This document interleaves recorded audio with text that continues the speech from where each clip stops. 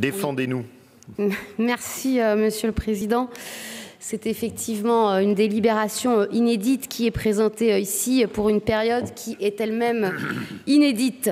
Délibérer sur un budget supplémentaire nous donne quelques indications sur l'urgence à laquelle notre collectivité doit faire face pour relancer l'activité économique sur notre territoire.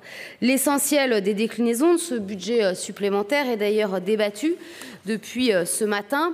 Le Césaire pointait justement la distinction nécessaire entre l'urgence et la relance. Pour l'urgence, un budget supplémentaire se justifie pleinement. Il faut maintenant des crédits de paiement et non des autorisations de programme. Les trésoreries des associations, des structures culturelles, des entreprises sont soumises à rude épreuve et elles ne peuvent pas attendre des mandatements financiers lointains. Mais pour la relance, Monsieur le Président, il y a besoin de partager plus largement les objectifs de celle-ci, de confronter les points de vue, d'aboutir à des plans compris et donc acceptés, mobilisés par le plus grand nombre, par les différents acteurs. Je pointerai également un grand absent de ce budget supplémentaire, les politiques de solidarité.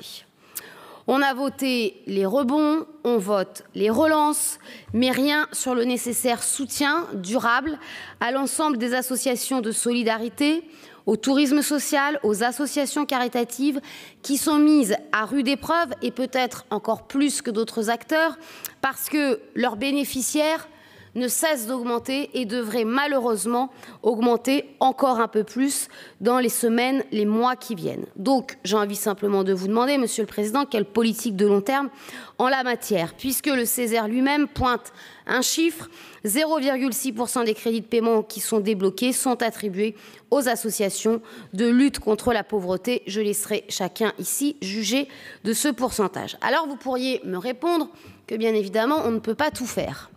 Et donc, je le sais, et vous l'avez dit, cela a été rappelé par votre vice-président, par différents intervenants, oui, effectivement, les collectivités ont elles aussi été mises à rude épreuve avec des compensations qui se font désirer de la part de l'État, projet de loi de finances rectificatif après projet de loi de finances rectificatif. Et je crois que l'on ne peut que dénoncer, en tout cas majoritairement ici, le fait que dans ce troisième projet de loi de finances rectificatif, rien à cette heure ne soit donné à la collectivité régionale, quelle qu'elle soit.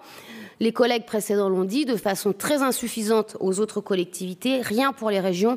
Et je me permettrai de redire ici ce que j'ai dit publiquement. Bien évidemment, il ne pourrait y avoir de chantage à des dates d'élection, à des évolutions de découpage électoraux pour justifier de telles aides nécessaires et indispensables aux régions.